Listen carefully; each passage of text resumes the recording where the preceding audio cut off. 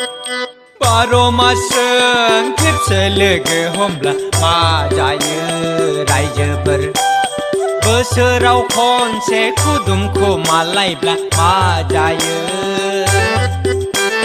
बार' मासजों खेबसे लोगो हमब्ला मा जायो रायजोफोर बोसोराव खनसे खुदुमखौ मालायब्ला मा जायो